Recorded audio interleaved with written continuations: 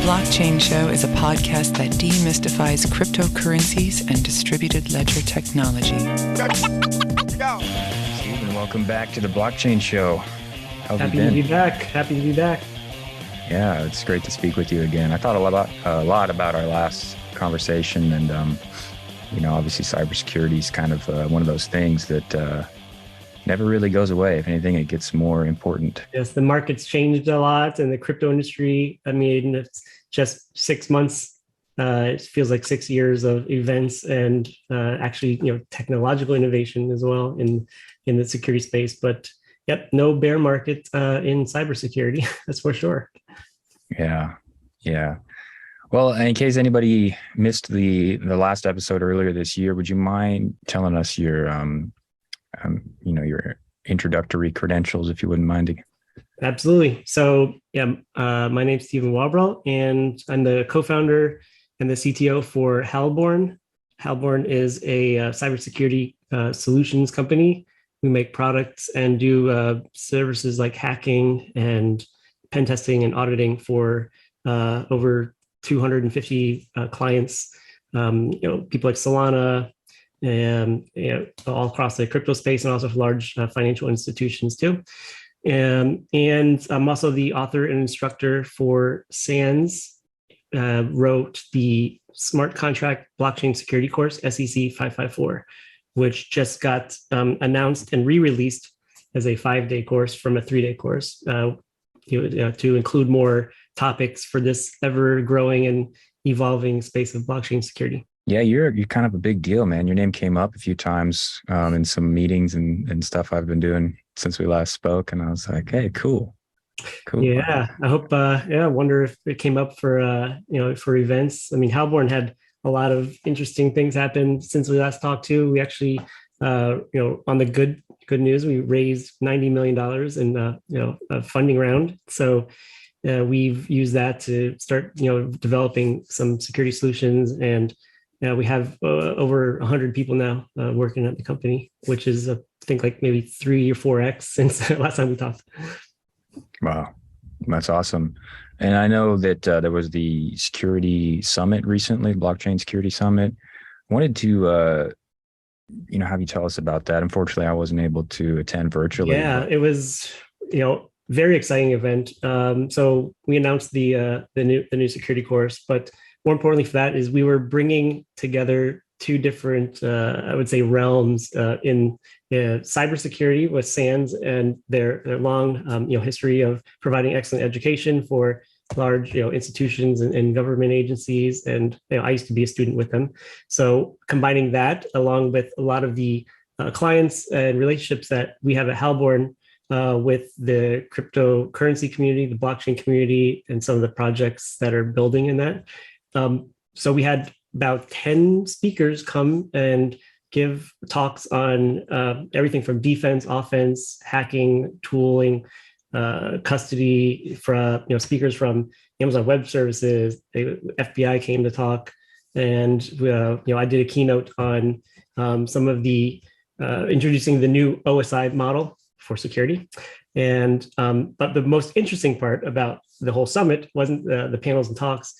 We actually did 5 live hands-on workshops for free for students. They could pick between tracks on Solidity auditing and hacking, doing Rust-based auditing and hacking, and then another one with NFTs and securing NFTs as well. So each of the engineers from Halborn were able to work with anybody that wants to come in and participate, and had about 3.5-hour sessions with some hands-on labs.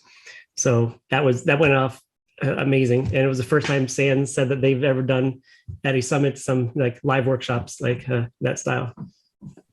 Yeah, that's great, man. That's got to be like some of the best experience in the world, honestly. Yeah, went smooth. It was. But the thing, we also launched a brand new operating system called Zion, which is kind of like a Kali Linux for for blockchain testing. And yeah, it was the launch for that. I was most worried, like, is it going to go well? Something going to break? There's like 4,000 people that were in the classes that we were running.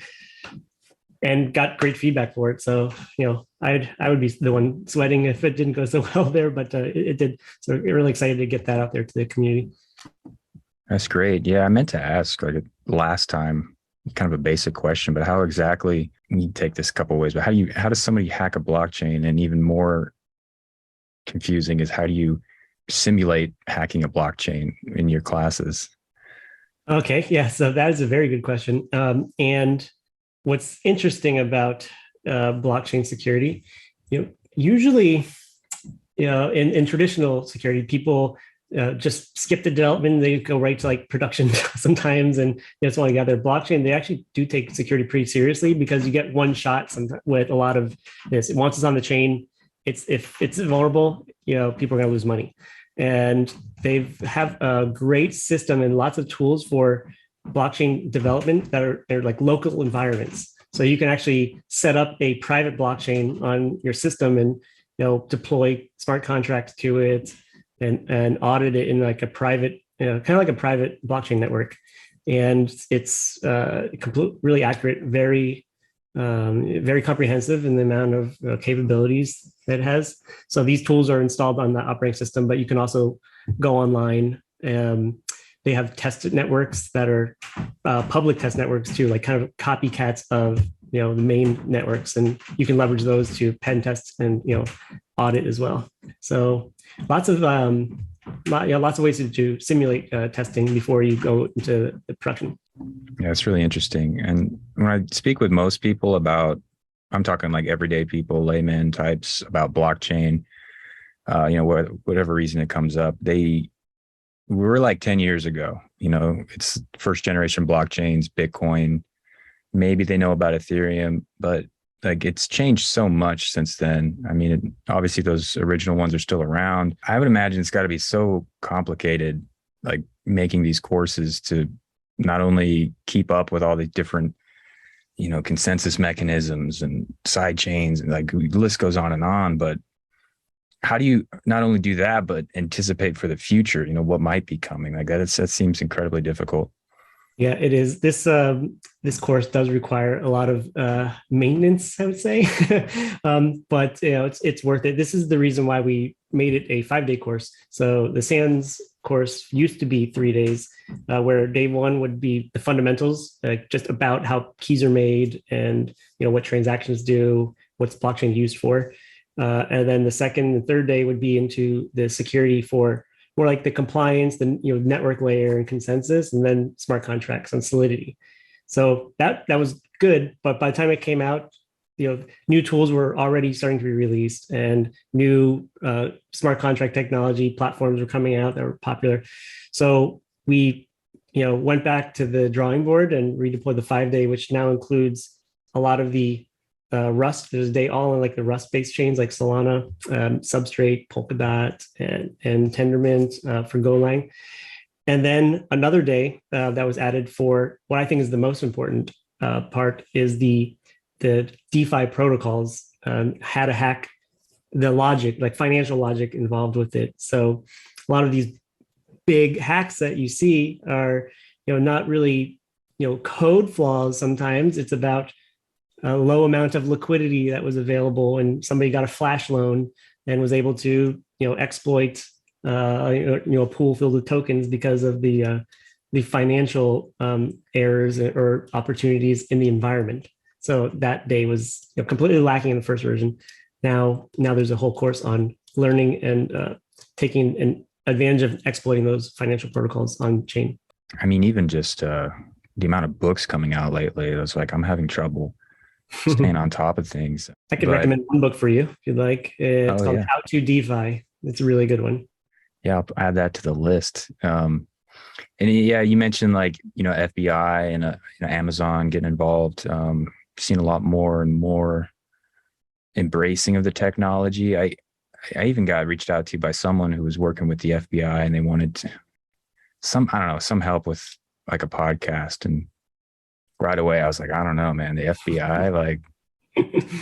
Yeah. I mean, there's a lot of interesting, ways of viewing the FBI's involvement. And, you look at some of the things that you're doing, like with Tornado Cash, if you're familiar with like the OFAC, coming in and censoring a lot of the transactions, they're at the smart contract level. Is that going against blockchain and decentralization in general, or is it protecting, funds from bad guys? There's like a gray area between, the purity of decentralization and the censorship resistance of it versus, what stopping transactions from happening because they're mandated to. So there's different perspectives on it, but it is interesting to witness that and then have them come in and talk, kind of put the two opposing views together and have them talk it out. So that happened at the summit, which is pretty cool. And it's it's always a question of principles and purpose, with the technology and how to use it.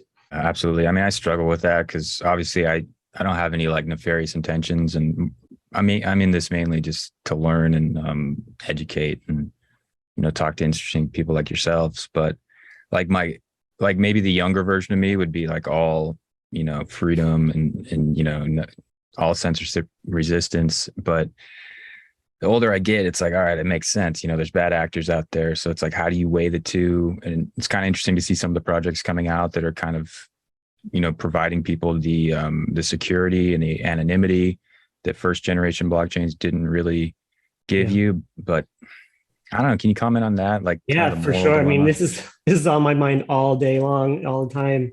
And I'm with you. When you get older, you kind of most people tend to become more conservative in that aspect too. And same thing as Halborn, we're here as independent, objective security professionals to help protect people ultimately. But we do want to do it and approach it in a way that is in the spirit of decentralization, because that's where my values lie. I like open, free transparency on things, but still having the same reasons I got drawn to Bitcoin, of like owning your own bank, owning your own funds, and having control of it. So I do believe in that. But when you look at some of the things in blockchain, not just censorship resistant, but DAOs, for instance, a DAO, like a decentralized autonomous organization, it's a company with no CEO or executive board. It's about democratization. So that's the intent for it. But then when you dig into it, sometimes the DAOs are centralized. Like, they don't want to revoke ownership or control of certain things, when you provide security solutions for that. So it's kind of an interesting conundrum, the dark side of DAO, for that, and ways to, do it. So then you ask yourself, like, what's more centralized, having somebody that you can't put regulations on, that is not like revoking ownership of it, or just like a coin that you can burn and stop people's funds remotely, within seconds. I mean, that's like worse centralization than leaving your money in a bank that has different policies around it. So it all depends on implementation and purpose, I think, of the projects. That's a good way to put it, because traditionally, if somebody were to get scammed, there's backups. There's, like you said, centralized authorities, even taking it as far as court systems, but it's not quite so simple with different crypto coins, obviously. Yeah, there's some coins, I mean, not like Ethereum or Bitcoin, ones that are tokens that are smart contract driven. And if you do a little research, you could dig into the contract of that coin and find the function that says burn or blacklist, which means like they pick a wallet and then just wipe the funds out from it, or freeze it.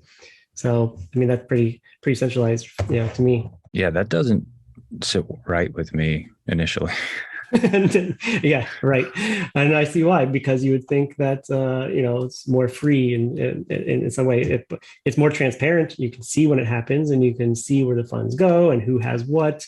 It's anonymous if you don't kind of dox yourself, or your address doesn't get tied to your identity, but it is immutable, and it's on a ledger for everybody to see for all time that it exists. So I think there's benefits for it. This is all around like the financial aspects of it. I've been recently trying to focus, and the class does focus too, on other use cases besides just currency, because there is amazing things, even with like NFTs for one example. People always think NFTs are about pictures of apes that you can make money with and flip, but non-fungible tokens have way more uses of proven authenticity and supply chain, proving ownership of certain items. And I think there's a lot of really cool real world use cases that have to do with that improving transparency and authenticity for some processes that exist today. So maybe focusing on that more is better. Yeah, that's really what got me interested in this whole space. Like 8 years ago was some of the other use cases. Here's a good use case for it. There's two. Actually, I think one of them you'll like. If we didn't discuss it the last time, you can discuss it again, because I think it's one that will shine light on many things that were relevant before, but it's a voting, a blockchain with voting on it. And a lot of the mail-in ballots that they say are fraudulent, this is a solution that blockchain will be very good at providing. You can create a private key for yourself, register the vote on a blockchain, so it's immutable, it can't be altered. You can self-verify that it was submitted correctly or written correctly, and if you want, you can count all the votes yourself, like by precinct or by metadata, and make sure that they were counted right. No funny business, and it's still anonymous. You can't see who you voted for because you're just an address there and the private key attached for it, and kind of solves a lot of those issues. Yeah, that's one we were talking about last episode. Right, it'll be 2 episodes by the time this comes out, but yeah, there was the problem about not being able to tie that private key back to the individual. In certain countries, that's more of a problem than here. I think in America, it's probably just like awkward conversations with your family or employer or whatnot. But do you see any projects out there that are kind of addressing that issue? Yeah, zero knowledge proofs are one way of addressing this issue. Zero knowledge proofs, or ZKPs, are a way to prove that something is true without revealing the details behind it. So for instance, if you took a SANS course and you got a certification, you can prove that with a ZKP that you did earn the cert, but you don't have to expose like the grade that you got or something for it. So you can use that with ZKPs. Another cool use cases with DeFi, maybe not related to that, is like financial services. One of my favorite ones I've seen starting to develop is around doing like lending and borrowing, but not so much with coins, but with a mortgage. Say you wanted to get a mortgage on a house, you can have a smart contract be able to hold the escrow and funds, show you the terms and conditions behind it, like the amounts and where the loans go. You can have it execute and sign between 2 parties, like directly seller and buyer, or lender and borrower, and then have like a third party multi-signer approve it, like an underwriter or something. And this all can be done in a smart contract transparently in a matter of a day, instead of waiting 2 months to close a deal in a house, through all the paperwork and checks and stuff. So there's a lot of improvements that this stuff can bring. Yeah, it's fascinating. I'm looking forward to the future. Like, just the way we document things is going to change, because the way it is right now with houses, you can, I think, technically track it back to the land grant, which for most Western states goes back to like homesteading and even older. And it got a little sticky with, Spanish land that became Mexican land, that became American land. And it's like, well, a president signed this. Okay. But that president lost the war. Okay. But then, it's like, yeah, it's going to be interesting when you can track it. That's the proof of ownership. Blockchain. Yeah, the proof of ownership and the proof of authenticity and the provenance. Like in a bad non-Western a civilized society, in other countries they can come and like, this is your land, and they rip up the deed, not anymore, and then no record of you ever owning it, and you're just out. So this is something, if you can prove something on an immutable ledger, that's open for everybody to authenticate against, that less risk of that happening. Yeah. And it really still comes down to trust, I suppose, because even if you can prove it it's just people, you know. Yeah. It's like, I don't know. Who's the authoritative source of the chain to say what is, like, the origin or the genesis, or the issuer of provenance? And now you're back to you can do a DAO and say the DAO will decide which one is the truth. Yeah, that's going to be really interesting to see how this all turns out. Yeah, I don't know. I'll leave it there. When you were at the summit, did you see any more interest in some of the other use cases besides just financial, or was the main focus still kind of heavily tipped in financial security? I think a lot of the interest is around custody of assets, as larger institutions are coming into this and taking it seriously.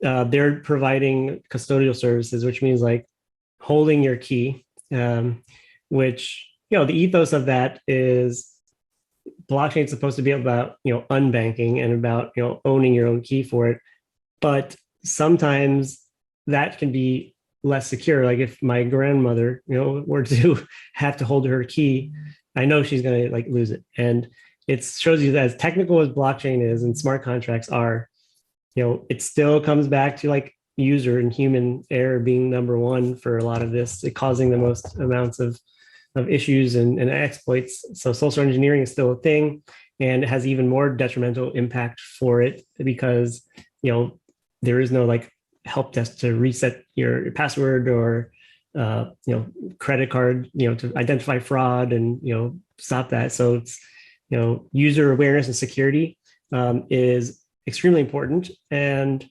custody as well is becoming important as more and more people are adopting it and not really understanding it. Yeah, I'm almost kind of embarrassed to bring this up, but I wanted to. My girlfriend or spousal equivalent got scammed a few weeks ago. Someone pretending to be with PayPal, those kind of things, had her install AnyDesk on the computer, the remote viewing. And I didn't find out till like a few hours later. So I like bolted towards the computer, unplugged it, and I was like, okay, so everything is compromised pretty much. I don't know how that works. I mean, I had a few wallets from years ago. I don't really use that computer much, but not substantial amounts of money. It's more like a hobby. Like I'll have guests on, I want to try out their wallet. So it's just things that I like to collect. And I freaked out because I was like, well, everything else I can change my passwords, but if they were, I don't know how AnyDesk works, but if they were able to open my wallets and take my keys, it's like, well, yeah, game over. And I had to revoke her administrator access and give her a little. My mother did this too. It wasn't AnyDesk, it was TeamViewer. They had her install TeamViewer and poking around on some things too, looking for the logs. But yeah, you're right. If they ended up hey, let's open that little funny looking orange fox up there in the corner and hit export key. I need this to like log in this, and now your key's exposed from like MetaMask or something. Yeah, the social engineering, that's something that will never go away. It's been probably around as long as money's been around, but and it'll always be, people being the weakest link. So when people become their own bank, opens up a whole can of worms. Yeah. And I mean, I still feel like writing your keys down is probably one of the, a good practice, but it's like, all right, well, I'm going to put this in a safe. It's like, there's the custody risk. That's why it was a big topic around it. Yeah. Yeah. Has that come? I mean, this is, I don't really know if there's an answer to this, but you mentioned your grandma having private keys, that sort of thing I don't even feel comfortable uploading it to like, well, obviously not any web-based storage, but putting it on an external hard drive, or, there's like password authenticators. I don't know. What do you recommend to people, who are not really familiar with the technology to just keep things secure? Yeah. If it's for long-term custody of, assets that you care about, of high value, best thing to do is to purchase, one of the hardware, cold storage wallets like Trezor or Ledger, and it'll generate, the recovery seed phrase mnemonic for you. And you write that down. Don't take pictures of it. don't type it on a laptop or anywhere in touching a computer because memory corruption issues and JavaScript leaking and garbage, all that stuff. So just write it down, and they even provide you with the sheet to write it down, in a private, isolated place, and then lock it away where people can't find it.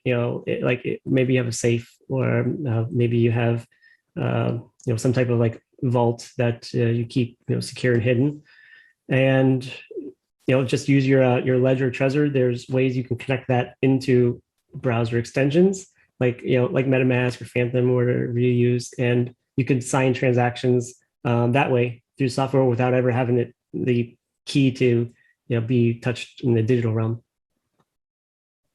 Okay. Yeah, very good. And this is slightly off topic, but topic came up not too long ago and with some friends about using Diceware to make passwords, and they're trying to tell me it's for some applications it's really secure, different levels of entropy, and they're telling me you don't even have to use numbers because it just 7 different words generated through rolling dice and writing down I don't know if you're familiar with that method. No, it is true randomness and entropy. If it's like 7 words this way, it is very secure. I wouldn't trust like a online. I'm not familiar with Diceware, but flipping a coin, for instance, it could be binary, ones and zeros, and you can make 256 flips of ones and zeros, and that's your like raw digital private key binary. Convert that into the representation for that for decimal, and then you can convert that into words. That's really how it works under the hood anyways. So if it's a real analog dice you're rolling, I would trust it. If it's an online dice roller web app, then no. I wouldn't trust that. Got it. Okay. Yeah, and it honestly reminded me of those what are they called, mnemonic phrases that a lot of software wallets will give you like a master phrase to back up everything. And but it's open source. If it's open source, you can audit to make sure that it's following like good entropy practice for that. Like in cryptography libraries that have been tested and secured before. So that's why they do open source a lot of these wallets. I wouldn't trust too much like closed source wallets because they could use their own initialization vectors or their own kind of like seed key and generate other keys on the derivation path that can be regenerated if you have the seed. Got it. Yeah. Here's a good analogy. Like in normal technology for non-blockchain people is like the TLS or SSL certificates. I don't know if you ever heard of the root key ceremony, how they generate the top level security certificate. So that's like done and coordinated from like random people all over the world. They all participate in the ceremony and generate what is essentially like the key to the internet security. And that's from there, you can generate child level keys. And those are the ones given to like Komodo and VeriSign and all the ones that are embedded in the browsers as like authoritative CAs. And then those can issue ones for your website that you install on there. So you have this like child keys all leading up to like the one parent key. And the mnemonic phrase kind of works the same way. If you have the root key, you can generate other keys from that one. So you never know unless if it's closed source, did they do something like that can, essentially later on just kind of like pull the rug out and, generate all the keys that are out there from other people. I mean, you never know for that. But the technology works the same way with this, the keys, the digital certificates and the public-private key, creation. Yeah, that's interesting. Do you ever worry about quantum computing coming online? Nope, not at all. Yeah, no, the entropy for actually in the course we talk about that on day one is I call it the quantum computing fallacy, but that we go into the strength of entropy used for like SHA-256 and how many possibilities there are to generate a unique key from that. And can quantum computing, crack that key, essentially reverse that hash or generate a private key from a public key? And the mathematics behind it prove that there is more key possibilities from that than there are atoms in the entire universe. So you would need a 54 or 50, I think it's now it's 54 level qubit computer, like quantum computer. And right now the fastest we have is up to like 16 qubits or something. So if they ever do get close, which they won't, but if they do, we'll just update the entropy, like, from 256 to 512 or something. Well, that's reassuring. I was kind of worried it was like the atomic bomb, like the Manhattan Project of cyber warfare. If that ever happens, we'll have bigger problems than cryptocurrency with that, because the certificates of internet privacy would be cracked as well. So it wouldn't just be Bitcoin; it would be just internet security as we know it. Yeah, I always kind of wonder also, like in the future, like are they going to be able to crack everybody's personal correspondence? So like when there's a Ken Burns type documentary, they're like, yeah, on this date they said this to so and so, and if that ever happens, I don't think it'll be through like brute forcing of like the mathematical crypto generation. It'll be through something like the skeleton key that can regenerate, or parent certificate or parent public key that can decrypt the lower ones that they slipped in there somehow. Yeah, and then you can look it up. Do do later on if you like this topic, because I love it. You can make a movie from this, of the root key ceremony for the DNSSEC that happens, and what's involved with that. It's shocking. Yeah, that's an interesting phrase, the ceremony part. Yeah. Let's go back to the summit. I don't know if this is going to sound weird, but is there anything that surprised you, or did you kind of already anticipate all the conversations and interactions?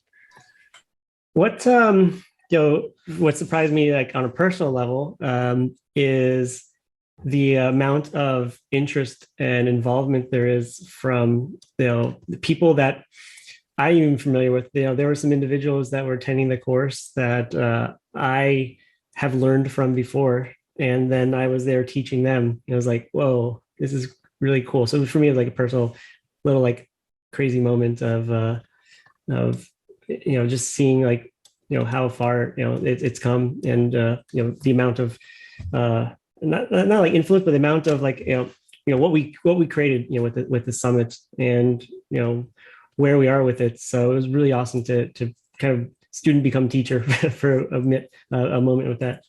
On like a larger scale, things that surprised me.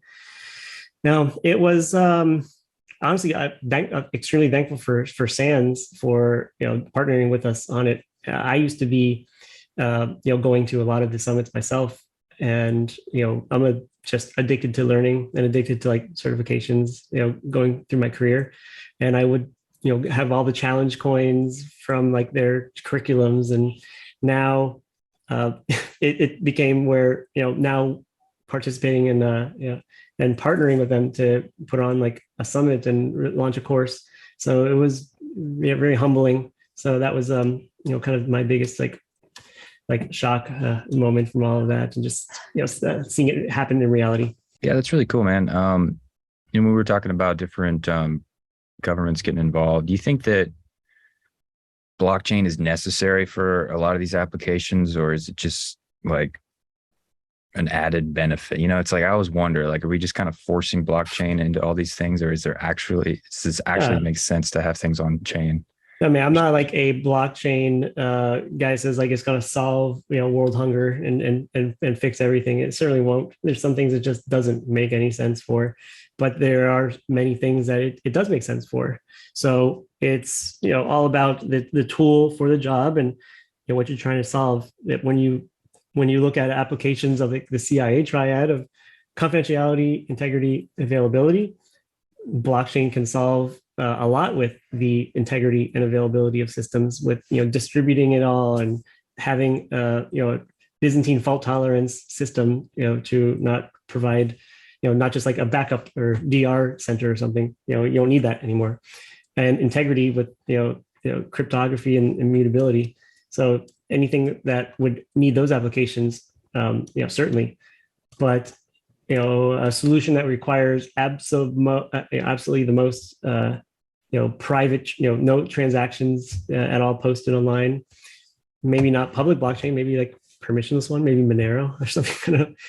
So, but Bitcoin doesn't work for that. And then just normal technology. I think art, and stuff can still be more personal. I don't like to give art and creativity back to and maybe this is a selfish thing because I'm a musician, but I don't want to like open source my creativity. I like to keep it really internal and spiritual, and like make music for me, not like let the DAO decide the song or something. That's cool. I didn't know that. What instruments do you gravitate towards? So guitar, I've been playing for like 25 years. I was actually in a band signed to Capitol Records and toured as a musician for 2 years with opened up for Bon Jovi and opened up for Metallica for a while. And now I have a band with Steven Sims. He is the curriculum lead for SANS. So not only is he a partner with Halborn and SANS, and he's also a bandmate. So he sings and I do all the music.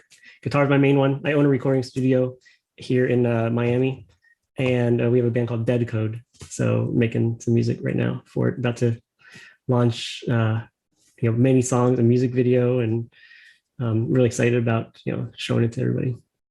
That's really cool. Yeah, if I ever make it out that way, I hope to see you guys play sometime, or if you come out to LA, that'd be great. I have ideas around the next business opportunity to meld music and blockchain together in a way to create kind of like immersive experience.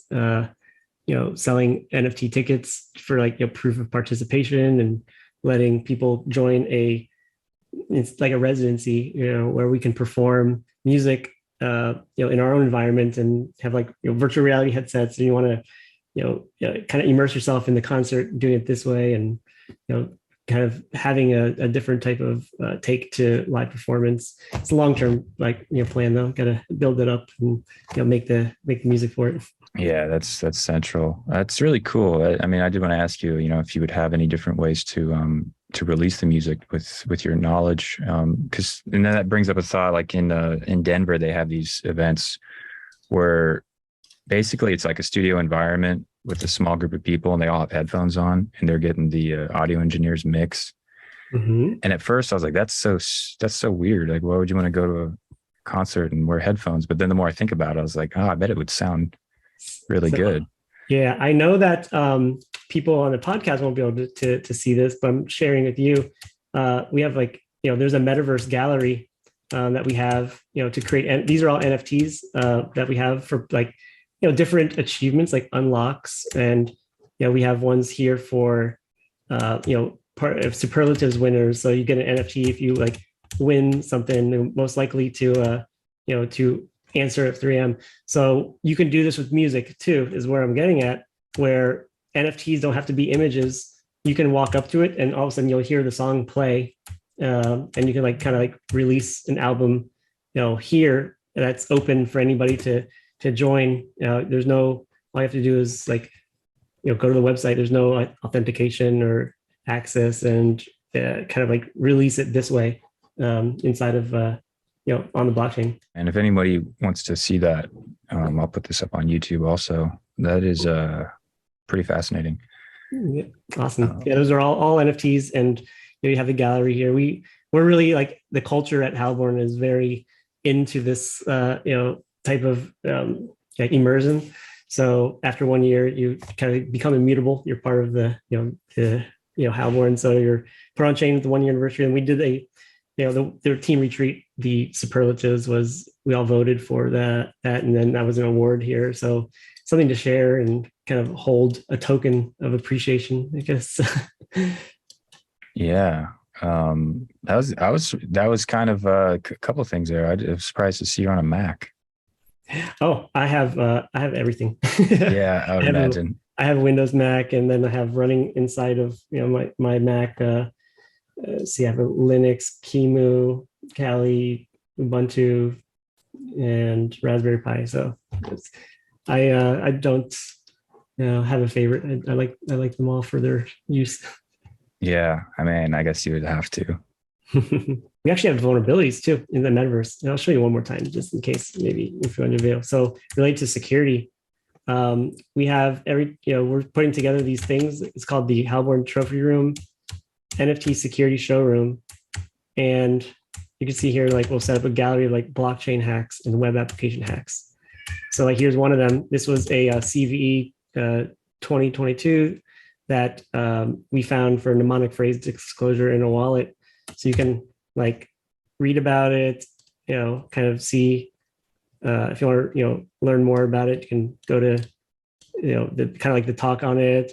Here's the CVE details. And, it's not just about selling, but now you can like kind of like look at your gallery of vulnerabilities and kind of show it off this way. Yeah, it just reminds me of like a library of the future. That's it. So it's really cool visual experience for it. You can have a photography showroom, a new CD release listening party or something too that everybody can join. Yeah, that's really cool, because in the early days of NFTs, I always kind of wondered, how is this going to translate to the masses? How people just can be looking at it on their phones and their computers, but the more I think about it, it's like it's going to get a lot more interactive, especially with different big tech companies releasing different headsets and augmented reality, and it's gonna be wild.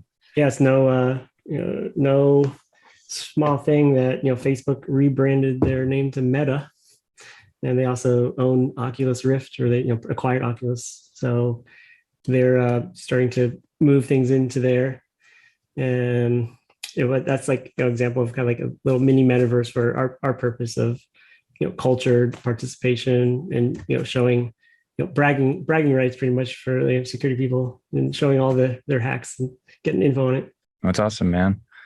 I mean, if there's anything you want to leave us with, please feel free to have the floor. Yeah, no, for sure.